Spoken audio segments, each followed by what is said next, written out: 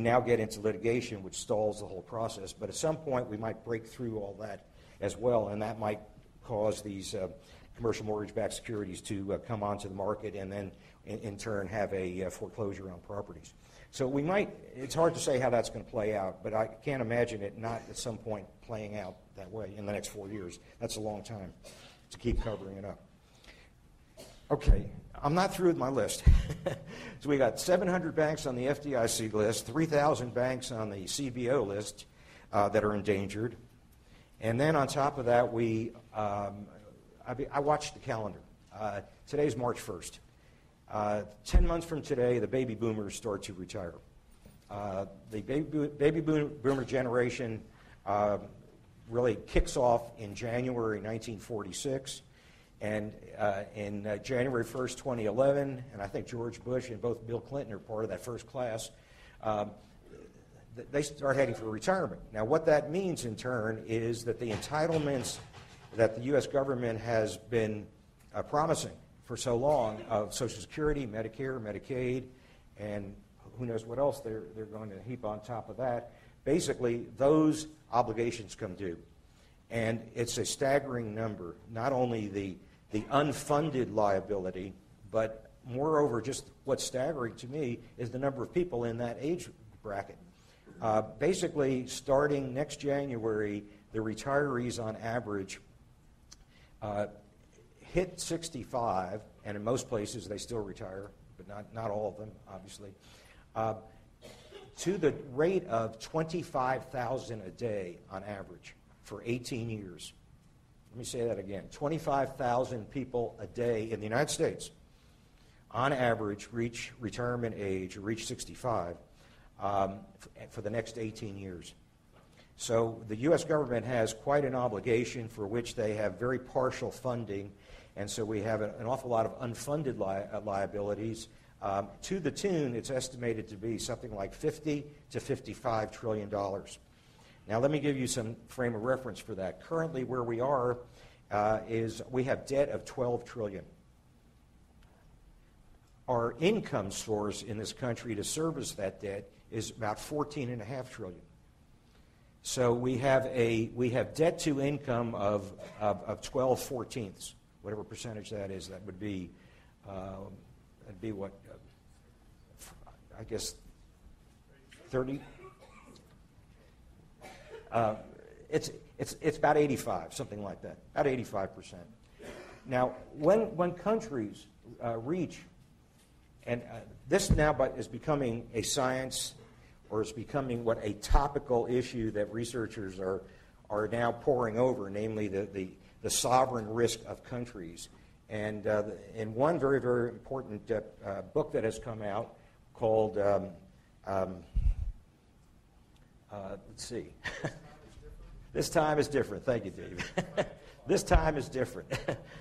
Basically, this time is different that studies all these historical episodes.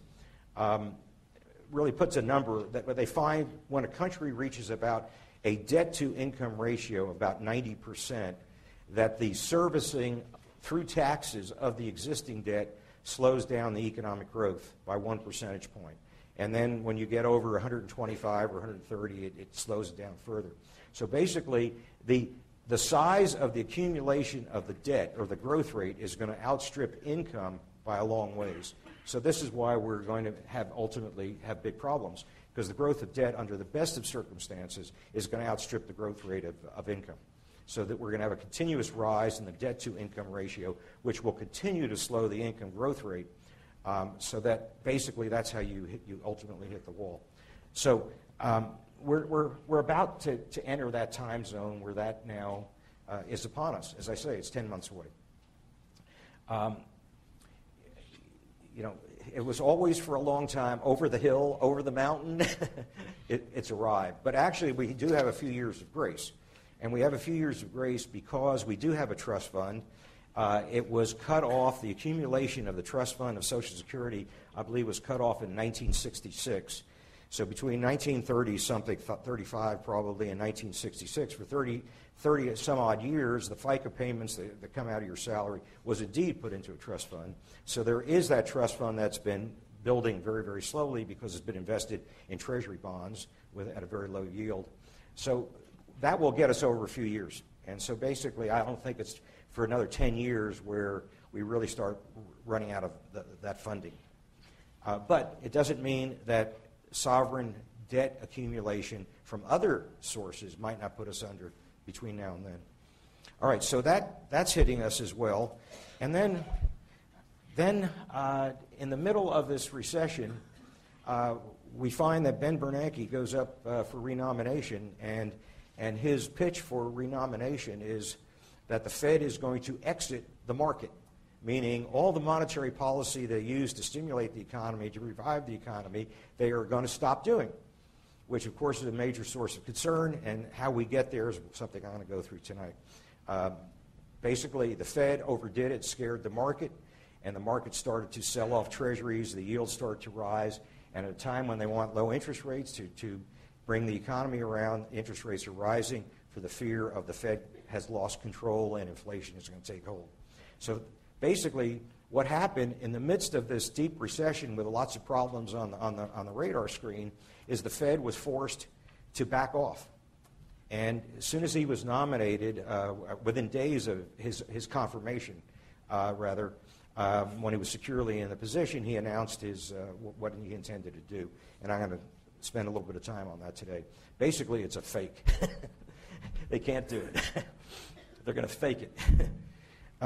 Okay, so if that's not enough, also what enters the consciousness in February, early February, was this mushrooming problem in Greece, the Greek sovereign problem, which was a daily drama. Right now, it's a little subdued because they're going to twist the arm of Germany to bail them out, and possibly France, and that's not, that's an issue in itself. But the point is, whether they should or not, that is. But what it has done is brought to the consciousness of the market what happens when a developed country overpromises, is running a deficit beyond what they can handle, what they can finance any longer, and then they tell the voters that we're going to have to roll back entitlements, and then what you see in the streets are riots and strikes, et cetera, et cetera. No reason to believe it will not happen in the United States the same way. And so basically, in its most vicious form, if they take to the streets most violently, unfortunately, this is the history and pattern by which the military takes over governments. It's the end of democracy. This is the long history of this in Latin America, just exactly through this procedure. But in any event, that now has hit the consciousness of the market as well. And then on top of that, if there's any more I can throw on this list, last year in 2009, the dollar fell 15% against a broad-based basket of currencies.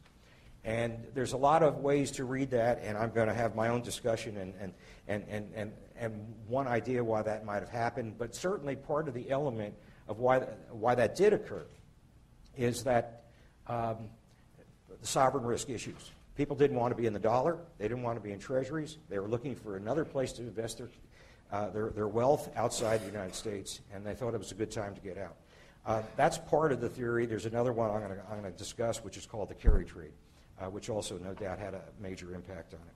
So then, in the midst of all this bad news, we then had this other miraculous event happen. And then the question becomes why? And that the other miraculous event is in the face of all these problems, suddenly the stock and bond market last year take off like a rocket. Now, the question becomes, why did we have this internal dissonance, namely all this bad news, and I can't remember a time in my life that the accumulation of bad news has been so bad and so overwhelming. On the other hand, starting about January of last year, the fixed income market in the U.S. takes off, and particularly the junk bond market probably rose about 75%. The higher quality debt probably about 35%. Equities, depending on which index you're looking at, probably anywhere from 20 to 35 or 40%, I guess. And it was not only a recovery in the pricing of risky assets in the United States, but also a recovery in the pricing of risky assets abroad. So how did this possibly occur? I know for months, in fact, I did a few tapes on my market outlook or my market updates of possibly justifying it. Basically, what we've been trained in is to believe that what the market is pricing is underlying fundamentals. And if you look at the underlying fundamentals, you wouldn't get out of bed. So what was going on? And it was, are they living a fairy tale, or where is this coming from?